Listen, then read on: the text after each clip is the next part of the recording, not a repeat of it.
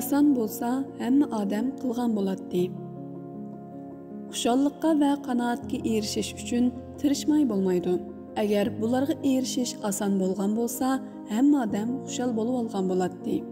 Hamma odamning qiynalmayli muvaffaqiyat qozong'isi keladi. Kishilar o'zini zo'rlamasdan va beoromlik his qilmasdan maqsadiga yetishni o'ylaydi. Tovandikilar kishilardagi shu xil psixika qarta o'ttirg'i chiqqan, oson qo'lga keladigan muvaffaqiyat afsonalarining misollaridan ba'zilaridir.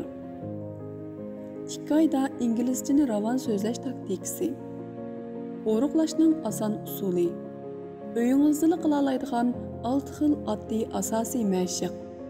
Bu planga rioya qilsangiz, yugurishingiz osonga to'xtaydi. Bu risol orqali oilangizdagilar uchun osonlik kashlik tamoq tayyorlay olasiz. Oson bo'lsa, hamma odam qilgan bo'ladi.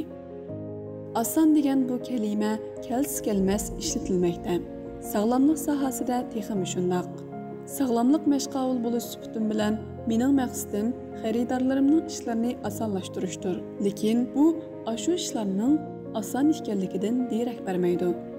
Shunga men oson degan bu so'zni oddiyga almashtirdim. Yuqori sijilliqda bir oz mashq qilgandan keyin qisqagina aram elib, yana davomli mashq qiladigan yuqori sijilliqda aralab mashq qilish oddiy bir uqum bo'lsa-mu, ammo bunda qilish hargiz oson emas. Suyqash balkim oddiy tamoq hisoblanishi mumkin.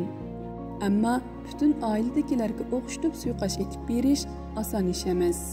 Agar siz butun kun xizmat qilgan bo'lsangiz, texim shundoq. Shundaqdimi? Biz doim kayfiyatni, salomatlikni, yemak-ichmak odatini va butkul turmushni yaxshilaydigan yuzlarcha oson tadbirlarni uchirtib turamiz. Holbuki, nurg'un kishilar bu oson usullarni kundalik turmushiga osonla tatbiqlay olmasa, to'liq umidsizlanib ketadi. Bugungi kunda biz butkul ishlarning nihoyat tez va oson bitishini o'ylaymiz. Ishlar qiyin bo'lsa, qilg'imiz kelmaydi-yu, agar uning oson chorasi bo'lsa, qilib boqamiz. Lekin haqiqiy muhim ishlarning, jumladan oilaning, do'stlikning, kasbiy hayotning, salomatlikning oson yo'li bo'lmaydi.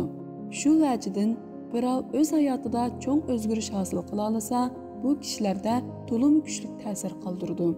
Mayli kasb almashtirish, biror munosabatni oxirlashtirish, marafoncha yugurishni mashq qilish yoki yemak-ichmak odatingizni yaxshilash bo'lsin, bosadigan qadamlaringiz hukum jihatda oddiy bo'lsa-mu, ammo ijro qilish tasga to'xtashi mumkin. Lekin buning karoyati chog'liq. Men xizmatimni tashlab, o'z qiziqishim bo'yicha yo'l tutgan chig'imda o'z-o'zimga bunda qilishim to'g'rimi? Xaridor topolarmanmi? Haftalik maqolamni davomli yozalarmanmi? Korxona boshqarishning har qaysi taraflarini o'rganalarmanmi deb savol qo'ygan edim. Ammo men dastlabda buningdan huduqqan, ondan yuqorqi savollarning nurg'un kishilarning o'z orzusini amalga oshira olmasligiga sabablarning dal o'zi ekanligini tunib yetganimda, ishlar menga uncha qo'rqinchli tuyulmadi. Men jafoga yuzlandim va beoromlik tuyg'usiga tiz bukmadim.